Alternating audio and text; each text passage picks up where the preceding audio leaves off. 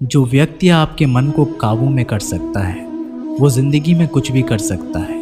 इंसान की इच्छाई पर सब खामोश रहते हैं, लेकिन चर्चा अगर उसकी बुराई पर हो तो गूंगे भी बोल पड़ते हैं। श्री कृष्ण कहते हैं, तुम्हारे बीते हुए कल को तो मैं ठीक नहीं कर सकता, लेकिन तुम्हारे वर्तमान में अगर तुम्हें अच्छा कर्म करोगे तो मैं तुम्हारे आने वाला कल ज़रूर उजागर करूँगा। आज के ज़माने में कोई अपना नहीं होता, सिर्फ लोग तब तक साथ देते हैं जब तक उनका स्वार्थ होता है।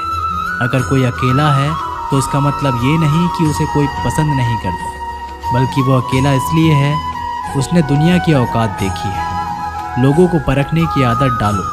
जैसे हर चमकती चीज़ सोना नहीं होती, वैसे ही हर अच्छा दिखने वाला इंसान सच्चा नहीं होता। अकेले रहने का मज़ा ही अलग है, ना किसी की ज़रूरत और ना किसी से उम्मीद। सफाई वहाँ देना चाहिए जहाँ उसे सुनना और समझने वाला एक खुला दिमाग हो। मेहनत एक ऐसी चाबी है जो बंद भाग्य के दरवाजे को भी खोल देती है। डाली से गिरते हुए पत्तों ने क्या खूब कहा है कि अगर बोझ बन जाओगे तो अपने ही तुम्हें गिरा देंगे। क्रोध को प्यार से, बुराई को अच्छाई से, स्वार्थी को उदारता से और झूठे व्यक्ति को सच्चाई से जीता जा सकता है।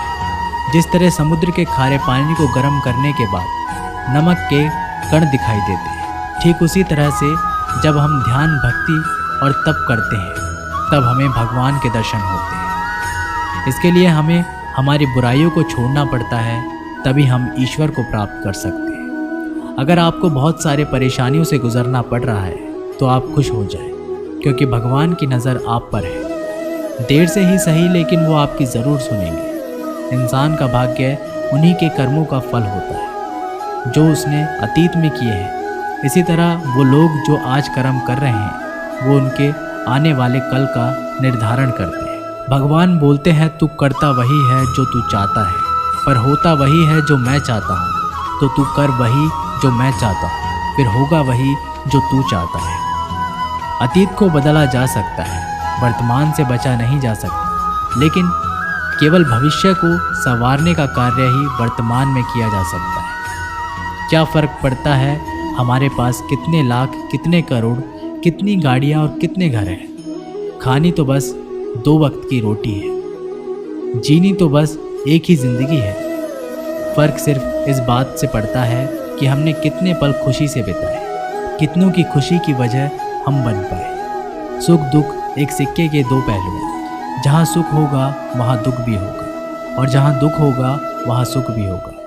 इसलिए सुख दुख के बारे में बिना सोचे निरंतर अपने लक्ष्य को प्राप्त करने के लिए प्रयास करते रहना चाहिए। एक बात हमेशा याद रखना, किसी के सामने गिड़गिड़ाने से ना मोहब्बत मिलती है ना इज्जत। इसलिए अपने स्वाभिमान को जिंदा रखो। कोई अगर आपकी किस्मत में होगा तो वो आपके पास खुद भी चल कर आएगा। दूसरों को हराने का मौका मत दो, बस खुद को आगे ले जाने की जिद पालो। कभी हार ना मानने की आदत ही एक दिन जीतने की आदत बन जाती है। एक बार एक व्यक्ति नदी के पुल से ही कहीं जा रहा था, तभी अचानक उसके पीछे कई बंदर पड़ जाते हैं और उस आदमी को परेशान करने लगते हैं। वह आदमी अपने आप को बचाने के लिए उन बंदरों से दूर भागने की कोशिश करता है। तभी सामने से एक आदमी आकर उस आदमी को कहता है कि तुम इन बंदरों से मत डरो, तुम जितना इन बंदरों से डरोगे वह तुम्हें उतना ही डराएंगे। तुम इनका डटकर सामना करो। तो वो आदमी उन बंदरों का सामना करने के लिए उनकी तरफ देखता है और उन बंदरों की आंखों में आंखें डालकर चिल्लाने लगता है और सभी बंदर वहाँ से भाग जाते हैं। हमारे जीवन में भी नकारात्मक विचार इस बंदर की तरह है। जितना हम इन बंदरों से डरेंगे उतना ही पीछा हमारा करेंगे, और जैसे ही हम इनका डटकर मुकाबला करेंगे वह भाग जाएंगे। सिर्फ 2 ही चीज़ मनुष्य के भाग्य का निर्माण करती है। पहला, स्वभाव। अगर आपके स्वभाव में अच्छाई, विनम्रता और गुण है तो आपका भाग्य चमकेगा। अगर आपका स्वभाव क्रोधी है, आलसी है, तो आपका भाग्य बिगड़ना अनिवार्य है। इसलिए आपके स्वभाव को मधुर और आकर्षित बनाइए।